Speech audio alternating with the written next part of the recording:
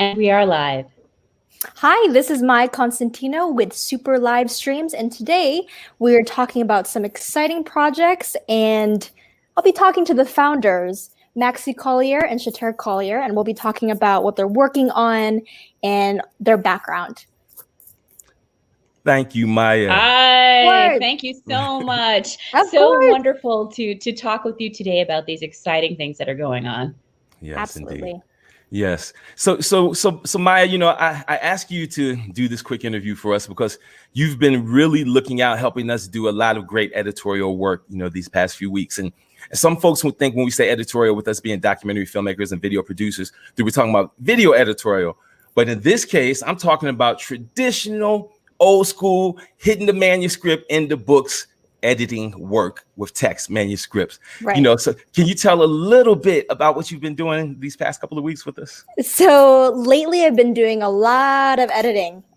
So right now I'm working on Phoenix Arising, right? So older book was written in the 90s, and we're going back into the book and we're diving in, we're doing the line edits, and we're making sure that everything matches and is ready for publication. And then we've also worked on the digital marketing manual, and we've gone through all the editing. I've listed spaces here and there where we should add graphics and photos, and it's been a lot of exciting work that we're working on. Well, thank you. And, you know, and the work that you're doing is helping us be able to focus on two key projects that we're committed to right about now. One of them is what we're calling the Super Live Producers Training Program. And this is a 12-week program starting on October 18th, where during that 12 weeks, we're basically training people how to do what we do here at Super Livestreams. Now, the key thing is, as this pandemic and as everyone's been quarantined, we've been hit up by so many teachers, doctors, trainers, coaches, professionals, other people who are having to virtualize their businesses. And so what we're realizing is we can't do this all ourselves. So what we're committed to doing now is training folks in how to create effective live streams, web videos, e-learning courses, e-commerce shops, and a variety of products like what we're using. So again, this is the Super Live Producer. So that's one of the projects that were mentioned. And we have over here the other project that we've been working on for several months, the San Antonio Black International Film Festival, SABIF. Now, SABIF was started by my dear friend, Ada Bobineau, just a couple of years ago. But Ada and I have worked together for many decades since my time at BET.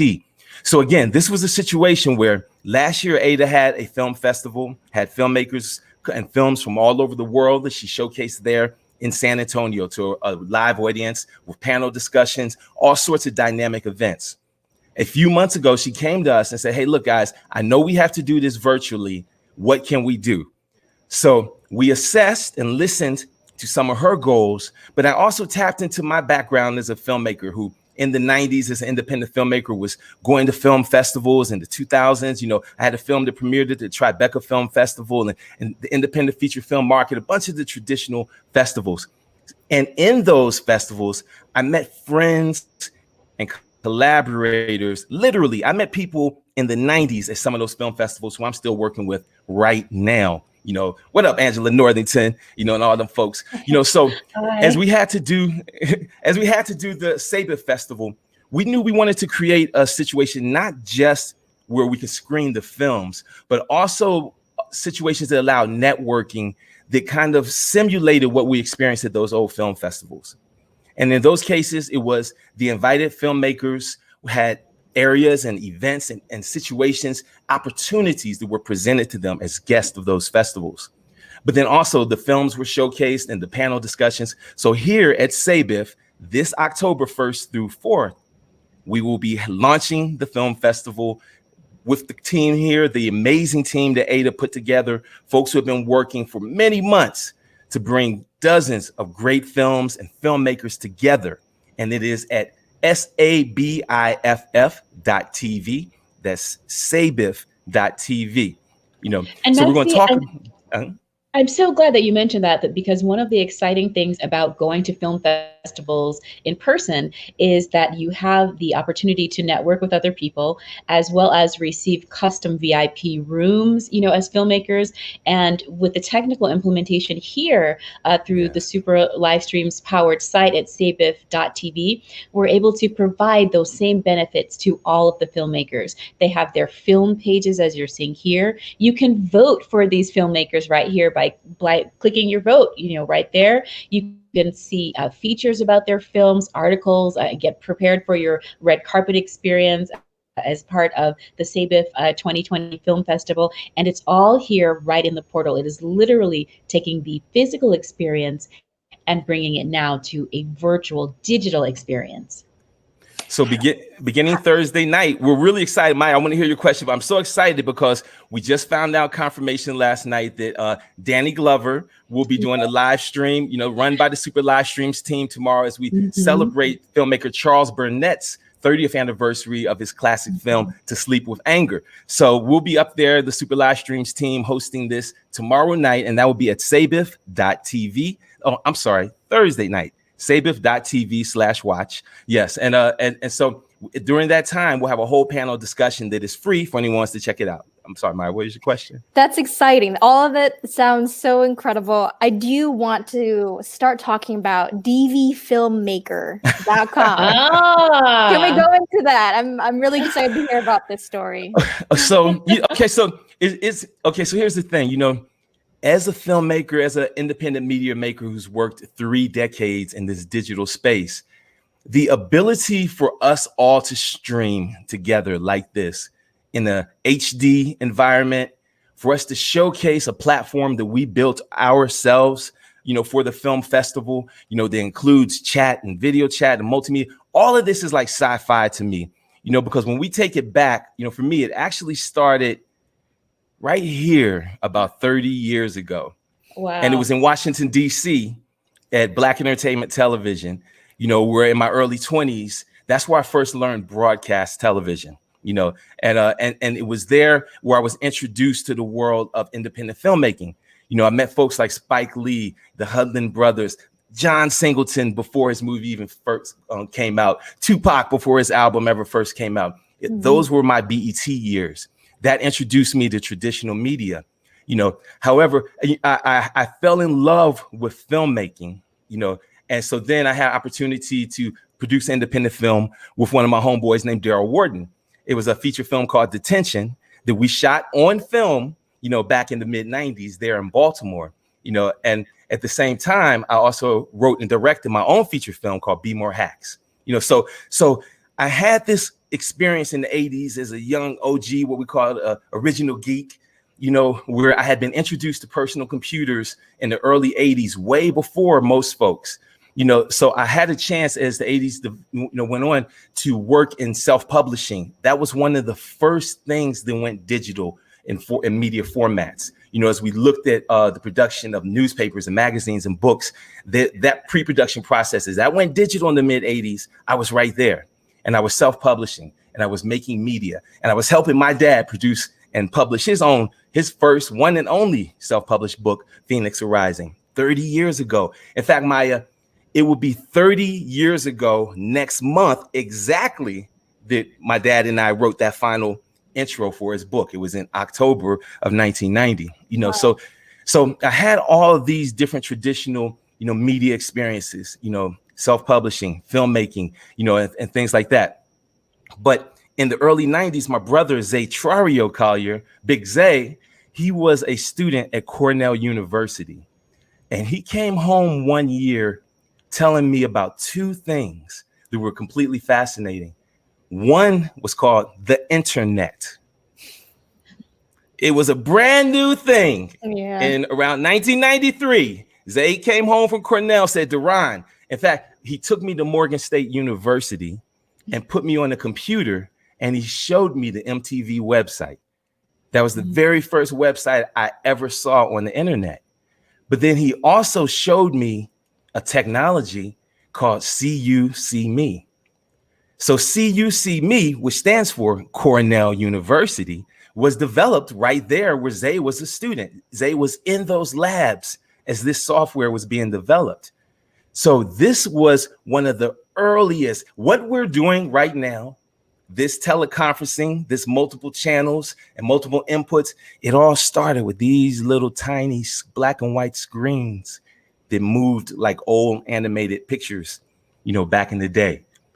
So when Zay showed me that, I saw with my broadcast and filmmaking eyes the potential, and this was again in 1993, 94, the potential for us to use this same technology as See You, See Me to one day transmit our movies or videos or other forms of communication. However, at that particular time in the 90s, there were no commercial applications of streaming technology except for adult websites. So right there in 1995, I said, and this is a website called Wayback Machine. For people who don't know, you can go to archive.org and go to the Wayback Machine, and especially documentary filmmakers. You go to the Wayback Machine, you enter a URL, and you can find digital history going back to the early 90s. And again, being a digital OG, I've got mad digital trails out here. So one of them is, I set up this website, seduceme.com. In 1994, there was 0 commercial applications of web streaming except for adult, like you see right here. I invested $3,000. I set up the website, coded it myself, and I found a software provider that would provide a video chat program, white labeled as my own product. I put up this website, and in 30 days, I made back that $3,000. And for the next 2 years, generated thousands of dollars with this website. However, I had a moral conundrum because I have 5 sisters, 4 of them younger than me. I was like, I'm not going to be sitting up here. I'm not trying to be, the Black Hugh Hefner and getting rich off of porn. And again, and this is an important thing. My son is listening to this, and it's an important thing. There are choices and opportunities that have existed in perpetuity all through time. There are some opportunities that we can always choose from. Now, when you're young and attractive, there's a whole lot of them that are out there with whom you can choose to do fast money, fast hustle, quick this or quick that. However, my parents and grandparents always told us, if something comes fast and easy, don't trust it. So for me, that was my situation with seduceme.com. I was like, nope, okay, I'm good. I learned the technology, and now let me figure out how to transmute this into something else. So it just so happened, though, around that same time, there were other people who were beginning to see. Now we're talking about the mid to late 90s. There were other people who were beginning to see, yes, we can use this teleconferencing technology. We can use these digital tools to create and distribute our own media. So with that philosophy of mine, combining my broadcast experience, my indie filmmaking experience, my computer experience, my web streaming experience, in 1998, I self-published a website called DV Filmmaker. And it started, now they would call it a blog. As you look at this website, that's what it was. I had a little newsletter where I was distributing and sharing tips. I had breakdowns, frequently asked questions. And now this right here is DV Filmmaker's Handbook. I turned my little newsletters chapter by chapter into a book. And I wrote and self-published that book, going back into my own publishing technology. Back experience, and going back into what I saw from the independent rappers coming there through BET and the independent filmmakers. It was saying, don't wait for anyone else to authorize your next move. Absolutely. And it's an interesting experience because I know about the journey of the book. Can you tell them a bit about what happened to the book, like the path it took and what technologies came about as a result of it? So nowadays there's a concept there's a concept in e-commerce called growth hacking. And growth hacking is the idea of using low cost, readily available tools to rapidly grow and expand your business. So here we are, October 1998. I have all this experience, and I have this idea. I've been writing notes for this book for months, and so finally I had written, let me backtrack real quick. I had written a book on how to build and sell adult websites. Since I said I didn't want to be in an adult website anymore, I had written a book about that. And I was halfway through it.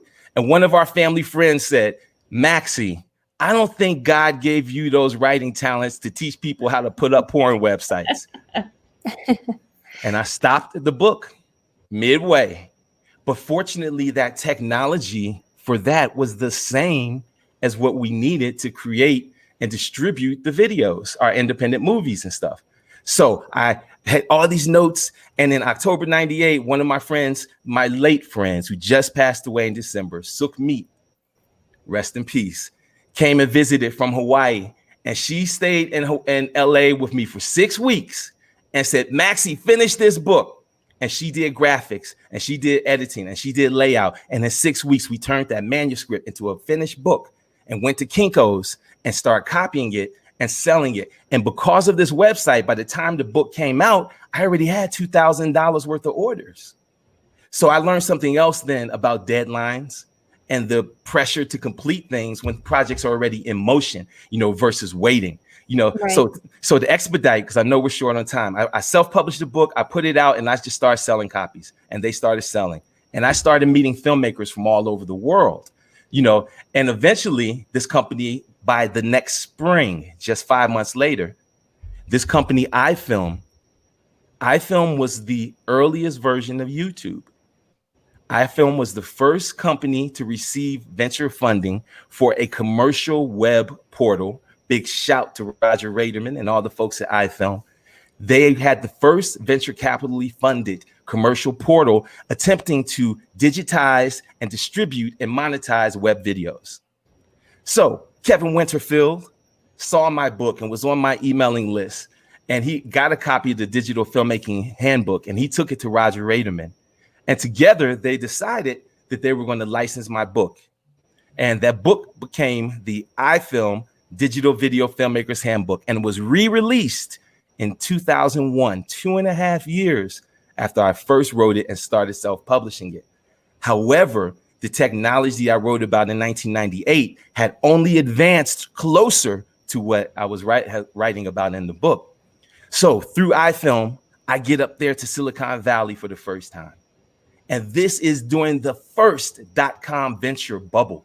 So there's money just popping and flowing all through that city. I got fantastic licensing deals and terms and everything. So now here I am. I had just spent the past decade in DC at BET, learning the entertainment and television business.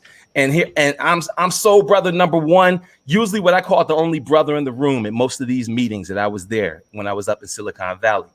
And I had an opportunity to realize how the entrepreneurial spirit that I was seeing amongst those Silicon Valley entrepreneurs paralleled completely with what I was seeing with Master P, Sean Diddy Combs, Jay Prince from Rap-A-Lot Records, the late Andre Harrell, and all these music and entertainment entrepreneurs who were coming through BET. I saw like stereo left and right speakers that these guys and with the vision were so similar, And out of seeing that, I had the idea to do this documentary called Paper Chasers. Paper Chasers is a documentary on hip hop entrepreneurship. Oh, let me just say real quick that even there in that time in the early 2000s, I was attempting to build communities of Black filmmakers around using this technology. So I partnered with my friend Ada Babino, and we did a little prototype for blackfilmmakers.net. However, at that time, for all these sites, iFilm, Black filmmakers, all the ones that were trying to commercialize video consumer technology, it wasn't time. There was not a big enough audiences yet who having the access to technology. It was too costly for us to encode and to store and to serve these videos and things. So a lot of those early video projects from the late 90s and early 2000s, they just became experiments. So with Paper Chasers, by the time that I saw the parallel between the Silicon Valley entrepreneurs and the music and entertainment entrepreneurs, I decided that I wanted to do a documentary driving across the country and going and taking a chance to sit down and talk with some of these entrepreneurs and learn what was driving them, what was their motivations, how they were building their businesses, their techniques. Paper Chasers started off as just one idea that I had. And even that time, we didn't have mobile phones where we could walk around with selfies and stuff. I had a little tiny DV camera that shot many DVs. And I would turn that monitor around and film myself talking and going to meetings and stuff. And everybody would look at me, they'd back away. They look at you like you were a threat. So when we look at this world now of social media activism, where everyone has a phone, where they can pull out a phone and document an injustice, like we are seeing so much now, that's what a lot of us were thinking the possibilities back then were of this digital filmmaking. It wasn't just the idea that we could make fun, entertainment, narrative, low cost, but also that we could tell stories and express perspectives that had not been expressed frequently. Absolutely. Speaking of stories, just in working with the SABIP, a lot of the filmmakers have some really interesting stories that are happening and going on with the festival. And, with my particular story, is it okay do you mind if I just mentioned what we're talking about with the streams and monetizing the streams? Wait a minute, dear, let me clarify. Before we go into your part of the story, it's not that I just don't mind. It is essential to tell. It's essential to tell because here's the context. Let me just frame this context, Maya.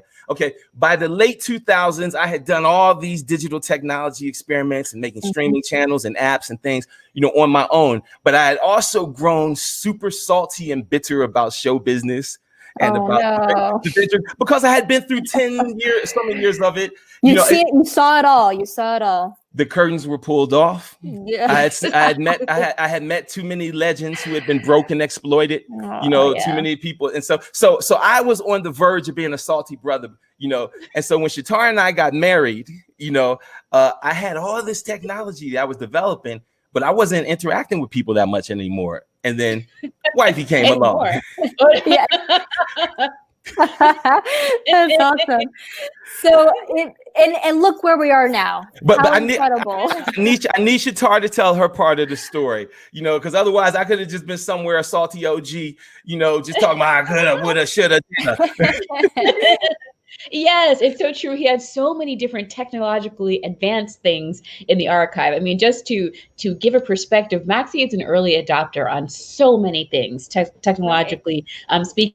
I mean, he was even thinking about the 3D printer years ago. I mean, way before it became just common discussion and a household item, potentially. So when we got married, he showed me this archive of things that he had, and I was like, what? You have this, you have that, you have this, you have that. And it's really true. So to see some of these things like the Urban Freelancers Job Board come to life, and some of our other channels, including Dr. Videos, and this one he's sharing now, LOL Kids Club. LOL Kids Club is one of our case studies. They are the largest indoor playground in the state of Nevada, and we worked with them on a months-long live streaming campaign and assisted in the promotion of their grand opening, which resulted in over 1,000 people attending the grand opening of this location. But the thing is, it's not by coincidence. There's a strategy and a technique to all of these things, as well as to monetizing the streams when they are released, and also working with the streams to promote existing businesses that are in existence. And I'm not talking about just regular video conferencing. I'm talking about actual broadcast quality streams and broadcast quality live streams like the one we're doing today. So this was LOL. That was a wonderful case study, and we're working with SABIF now, the San Antonio Black International Film Festival. Everyone watching, you are invited to attend. It's this week, Thursday, October 1st through Sunday the 4th. But the story that Maxie was talking about is when we first got married, I participated on the television show Flavor of Love on VH1, produced by MTV Networks. And so everywhere we went, people would say, "Oh, I'm so glad you guys got married. Oh, I'm so glad you're doing these technologically advanced things. But what about the chicken?" And so we realized that even with all of the e-learning courses and materials, that we recognized we had to, meet the viewers where they are with what is on their mind. So we developed a show called Poultry Princess. And when Poultry Princess started here on Amazon, we were receiving 15 cents per viewer hour. And then the rate went to 6 cents per viewer hour. Now it's around 1 cent per viewer hour for the streams. So we tell all of our students and clients, people we work with, okay, so you have these things, but you have to monetize them as well. And so we integrate actual physical merchandise as part of the promotional effort and as well as the business model for the streams. So as you can see here on this page, we have the television series Poultry Princess, but we also have the cookbook, and we can advertise the cookbook in the streams of Poultry Princess, and then fans can actually purchase the cookbook and follow along step by step, and it's an item of merchandise that's in the brand. So it's not just for this brand, but for every brand that we encourage businesses to do, to look at the full model of what they're promoting, what business they're offering, and then what merchandise, companion merchandise, is available. And so I know, you're short on time, so I wanted to make sure that we get this information in. So that's a key piece. And I need to bridge these things I was saying, Maya. So I had all this technology. I was over here running the Urban Freelancers Agency and pretty much just keeping it myself and just focusing on my social media clients. Shatara and I got married in 2013, and we started seeing this conundrum with her fans just fixating on the thing that great work she had done in the past. Yeah. So I was like, okay, cool. So then look at this technology I have. Let's dig into this toolbox and see what we got.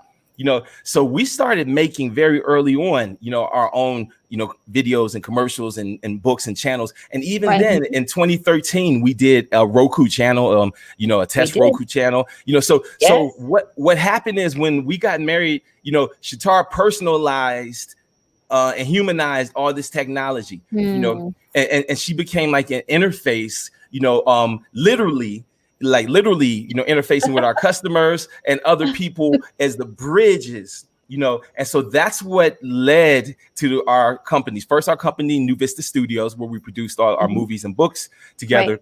But our company, Super Livestreams, was born in 2017 as a result of these experiments we were doing with the LOL Kids Club.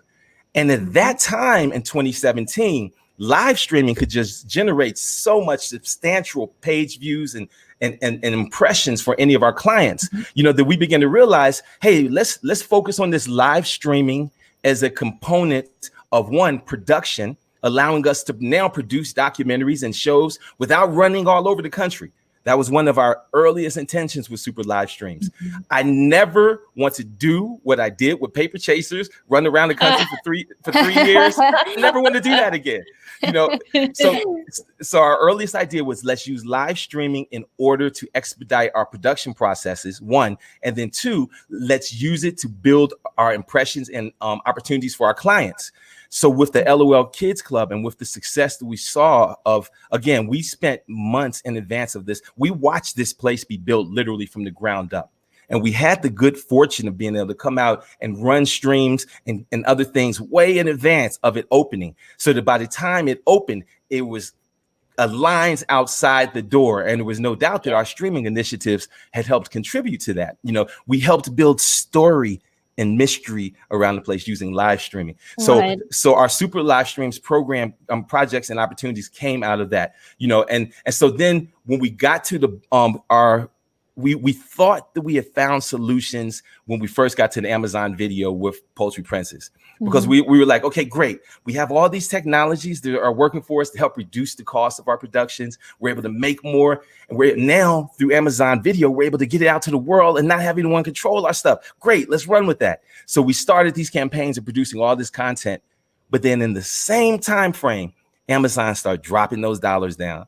First from 15 cents. Then it was 6 cents. Then now it's 1 cent per viewer hour, meaning if a viewer watches 1 hour of our content on Amazon Prime, we get 1 cent.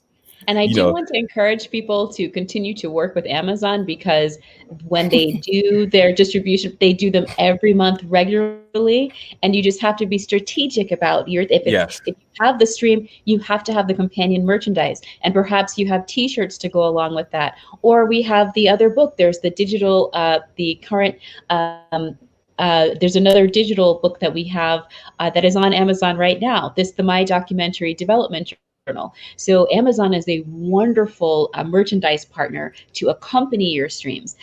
We want you to realize that you know the numbers and the monetization that's available for both the streams and the merchandise. See how much of a people person my wonderful wifey is. Nice and politically correct. It seems as though you two were meant to meet each other, because you guys work so well together. Shatara, you really truly are the bridge to that gap. Now we're here. So I want to start, of course, I want to dive into the channels that you guys have created. First, with the Docs and Reality TV. Let's talk about that. Let's talk about the background and what you're working on with that one. Dear, would you like Yes, Maxie mentioned that we started our very first Roku channel back in 2013. However, the technology has come such a long way in this amount of time. So the Documentary and Reality TV channel is at docsandreality.tv. There you can watch movies, you can play games, you can actually stream full movies right there on your phone from wherever you are. We have podcasts and books, and we make a conscious effort to make it a very enjoyable viewer experience when you go, so that you can sit and relax and watch the programming. So we also have Black Reflections TV. And would you like to talk about Black Reflections TV and its origins? Yes, and again, Maya, let's put this into context. That when we got married, Shatara was known all over for the wonderful character Hadi that she played on one of the pioneering shows, Flavor of Love. But as I learned in the Paper Chasers years, and as I tell every artist nowadays, we all have to basically be hyphenates. Once upon a time, you could just be a singer, you could just be a filmmaker. You could just be an actor. You could just be an author. However, in this era of the digital media production tools being in everyone's hands, and in the era of the dollars just dropping in all of these media formats, we have to hustle. We have to strategize. We have to monetize more efficiently and more pinpoint than ever. So think how dope it is for Shatara to be on a pioneering reality TV show, Flavor of Love, to go ahead and create her own reality cooking show, Poultry Princess. And now she co-owns a reality TV channel, and there's thousands of people watching the channel, every day. So the idea that using these digital tools, now we're not just content creators, but we can be platform owners and creators as we need to. Because what we're realizing as we watch all of these television shows and programs, like people getting famous on Instagram for their interviews and for their shows and their music competitions and things. But what do you own from that? What do you own from the likes, the views, and all of that attention that may be generated on someone else's platform? Do you own an email from it? Do you own any customer data from it? Or are you just building someone else's brand on someone else's platform? And I heard the perfect term for it a few years ago. It's called digital sharecropping. It's the idea that we're giving all this content to platforms and helping build up the platforms, and we're getting nothing from it.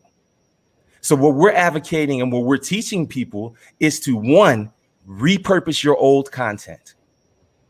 Whether it's old books, old movies. I have friends who are filmmakers who shot amazing films in the 80s and 90s on 16 and 35 millimeter film.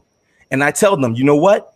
Some of that old footage that you have of Baltimore shot on 35 millimeters, you may be able to license out to CNN for 90 seconds and make more money than you've ever made in 20 or 30 years of having that footage. We know from experience.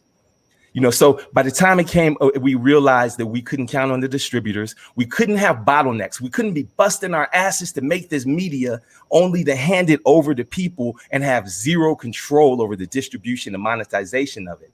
So about 3 years ago, when we built Super Live Streams and committed to Super Live Streams, we said, one, We're going to teach other people how to use these tools for their businesses. Yes. And that became our agency. And two, we're going to apply these tools ourselves for our own careers. So we launched a documentary reality TV channel on Roku. It has about 50,000 plus viewers who've installed the app. On Amazon, it has over 18,000. And again, this is our platform. We can put content up, take it down, sell the ads, monetize it on our terms. So the backstory for Black Reflections is way back in the 80s when I was first getting into technology. We were doing the self-publishing. I had the idea, thanks to Chuck D and Boogie Down Production, on Poor Righteous Teachers and all the OG rappers that were teaching us young bucks about our lost historical and cultural knowledge. So when I hear the young folks talking nowadays about being woke, this OG's been woke since the 80s, And so my publication, it was a reflection of my wokeness at the time as a teenager, was Black Reflections magazine. And it was in that magazine that I began to share articles about lost history and essays from my father's book, things that I was writing, things I was hearing in lyrics about the lost poets and the different people, so Black Reflections was a magazine that existed from 1987 to 1990. So when we committed to doing our movies on our OTT channels, Black Reflections was one of the first things I turned back to. I wanted to create a place for the old movies that were playing with my dad and my mom and my grandparents in the background. The old DVDs and VHS movies, I wanted to go. And here's the thing. Some of these are quote unquote Black exploitation movies, but I have to put this in the context of our parents and grandparents who had limited exposure in media that reflected African or Afrocentric culture and experiences.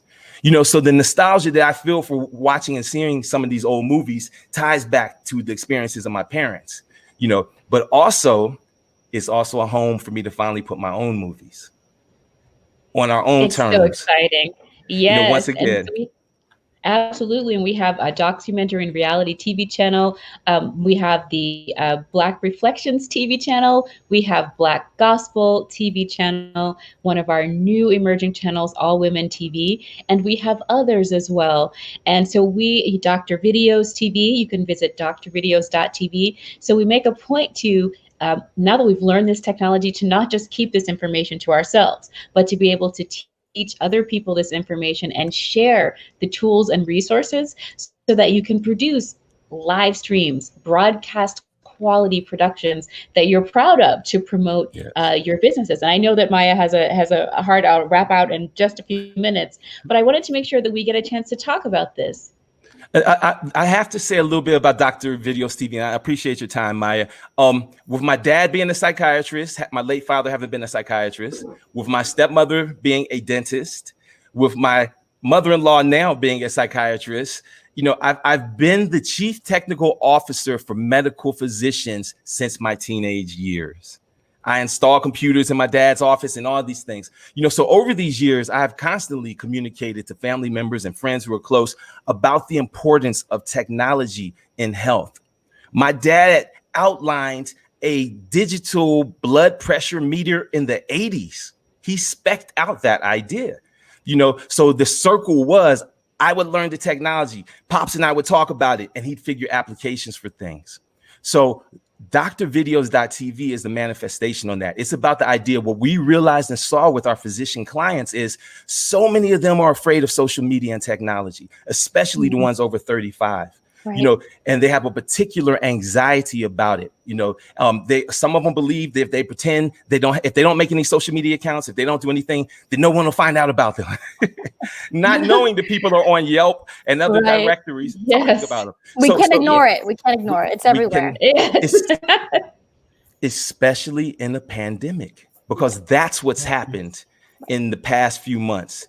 As we first built out Dr. Videos a few years ago. But as we begin to see the volumes of disinformation that are out there relating to health and medical issues, we realize what a better thing than to have a platform where medical physicians can create their own content and go directly to consumers without any editorial intrusion. So Dr. Videos is created towards that intention as a platform for medical doctors and physicians to promote and create their own content and get it out directly to consumers, along with a Roku and OTT channels to help distribute that information. So if my pops was here right now, we'd be having his shows right on here. So yes, I just had to say that a little bit. And then lastly, I want to bring it back to SABIF, because this event is happening this week, the San Antonio Black International Film Festival. You can visit sabiff.tv, SABIFF.tv, and you can see dozens of amazing films by Black filmmakers and filmmakers from around the globe. You can come here and buy your tickets. Tickets are very affordable. You have 1-day passes for the tickets as well as 2-day passes. You get full on-demand access as well as participation in some wonderful filmmaker discussions and live sessions as well. And that's at sabiff.tv. And so thank you for this time here. Yes, absolutely. Thank you so much. Shatar, Maxie, thank you so much for talking about your journeys, the history of Super Livestreams, talking about the channels, talking about the projects that we can look forward to, and this course as well. Thank you so much. I've learned so much from the both of you, just knowing you only for a month and a half, 2 months. It's incredible. Thank you. Your contributions are making a difference because of what you're doing on our books is why we're able to focus on these other things right here. So thank you for that. Yes, great job. Thank you so much, everyone, for tuning in. I am Maya Constantino. I just spoke with Shatar and Maxie Collier. Thank you so much. I am a senior editor and freelance writer, so you can catch me on LinkedIn or Maya Constantino. Thank you so much. Have a great day, guys. Bye-bye. Bye-bye. Thank you.